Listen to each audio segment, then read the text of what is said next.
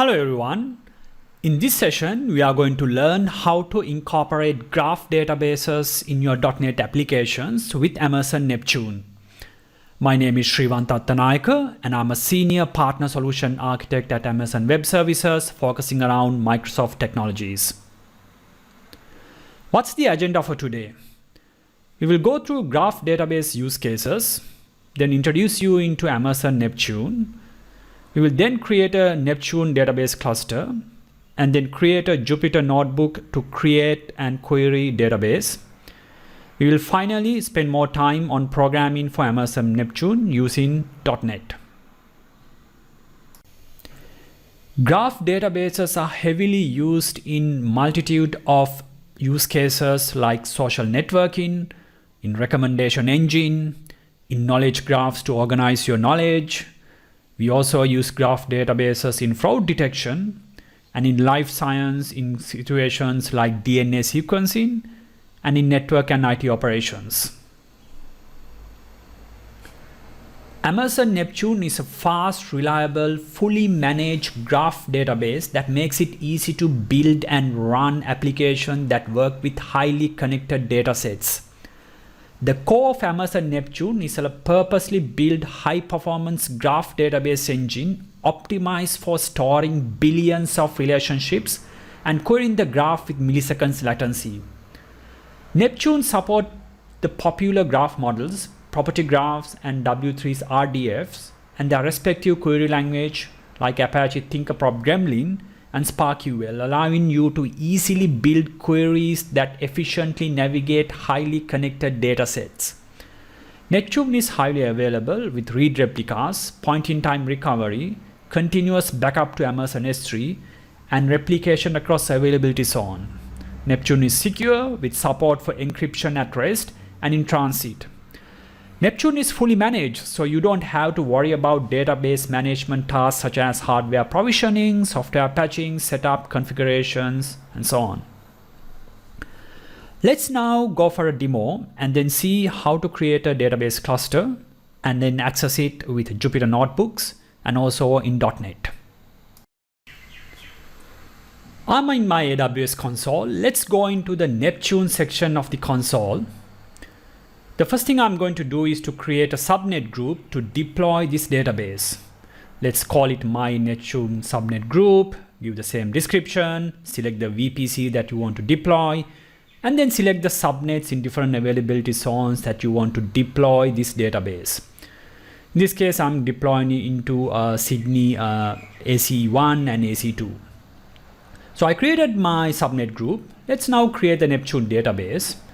You need to give it a name. In this case, I'm going to select the production template and then select the instance type that I want to run this. I'm going to deploy a multi-AC deployment. And then for the connectivity, I'm going to select the VPC that I want to deploy this and then select the subnet group I created a moment ago. I'm going to leave the database port as 8182 and then create the database. It will take some time to provision this database. Once it is created, the status will be marked as available.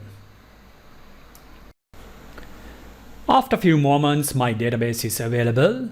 Let's now go to notebooks and create a notebook. Select the database name, the type of the notebook instance, give it the notebook a name, and then leave all the parameters as default. You need to, of course, give a role to execute this notebook. Leave all these things as default and then create the notebook. Once the notebook is available, we will go there and then query our database using this notebook. By default, when you create the database, it does not allow traffic from outside. So you need to set up the security group that allows traffic from your development environment. So in my case, I have these security groups assigned for Neptune database, and I'm going to edit the inbound rules and then allow traffic from my development machine. So I have this development dev machine, the security group is this security group, and I'm going to allow traffic from this security group so my development machine can access this database. I have created a very simple .NET Core application. In this application, I have added a NuGet package called Gremlin.net. Gremlin.net allows you to communicate with Amazon Neptune using Apache Tinkerpop Gremlin as the query language. In my code, I have given the endpoint. The endpoint, you can find it in your database section of the application. If you are doing only read operation, you can use the read endpoint. But if you want to do read and write operations, you can use the writer endpoint. So I copy this writer endpoint and use it in my application.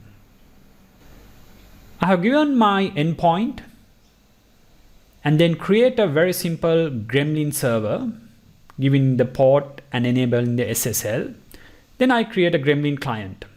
Gremlin client is a disposable object, but in this case, I just create a very simple execution of this method. Here I'm executing a Gremlin command. In this tutorial, we'll not go into Gremlin as a language. That itself is another complete tutorial.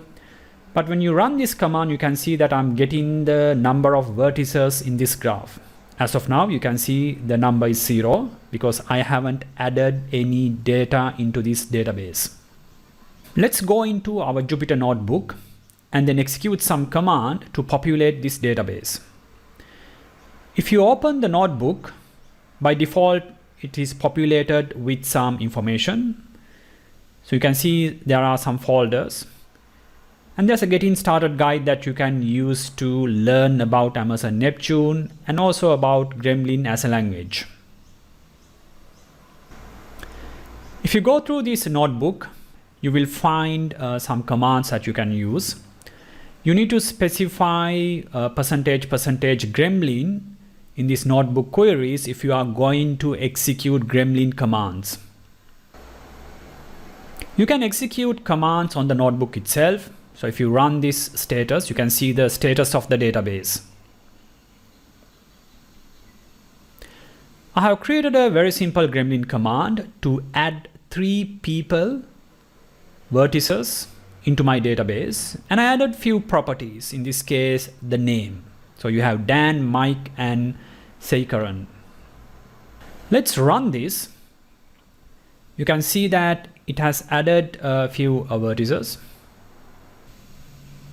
If you now execute graph get all the vertices, you will find that there are 3 vertices. Back in my Visual Studio, let's run my simple program again. And here you will now find the count coming as 3 because I added 3 vertices. As you can see, the count is 3.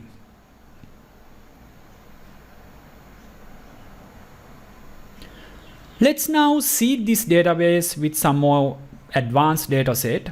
If you call this seed command and then populate with airports, it will get populated with a large graph with nodes as airport and edges connecting different airports.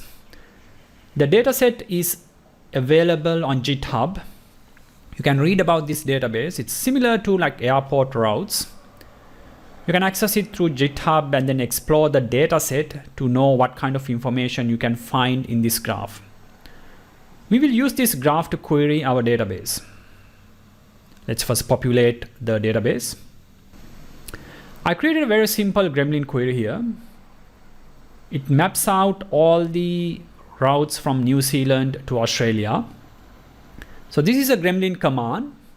Let's see how we can execute this using .NET. Back in my Visual Studio, I have added this Gremlin client, but in this case, I'm properly disposing it. Let's now do a read operation to read the information that I got in my Jupyter Notebook.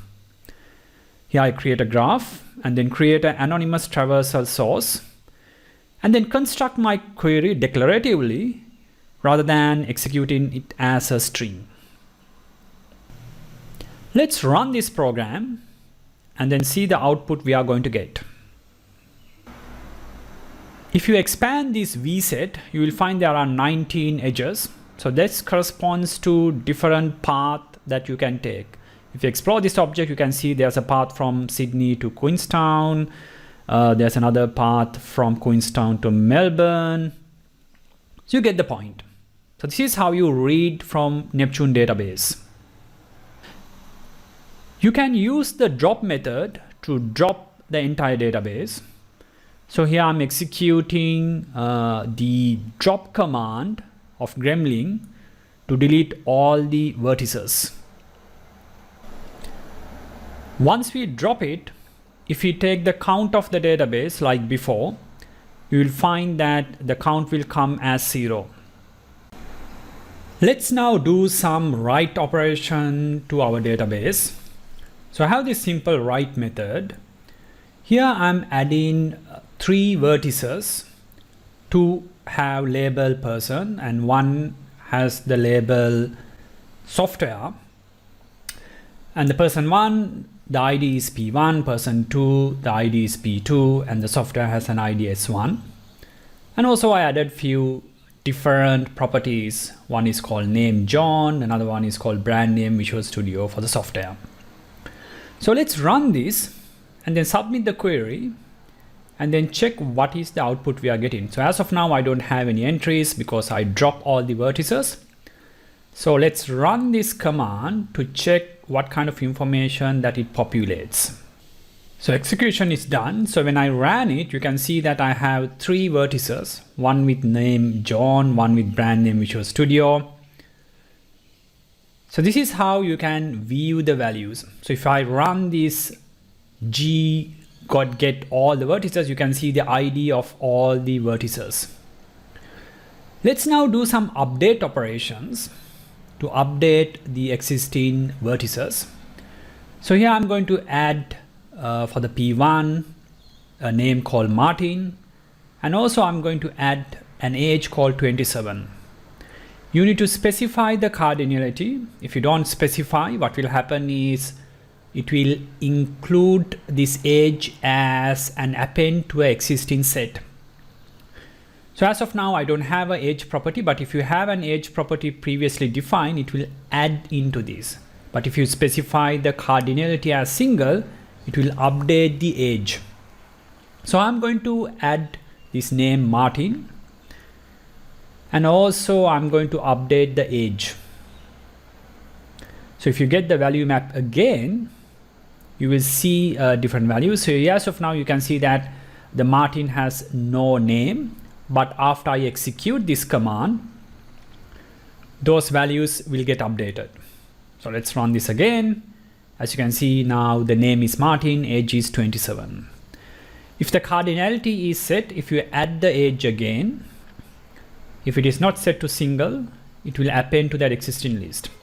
So similarly, I'm going to update some other properties of these vertices, and also I'm going to add an edge. So this is one way to add an edge. So here, once you update it, you can see the brand name is Visual Studio.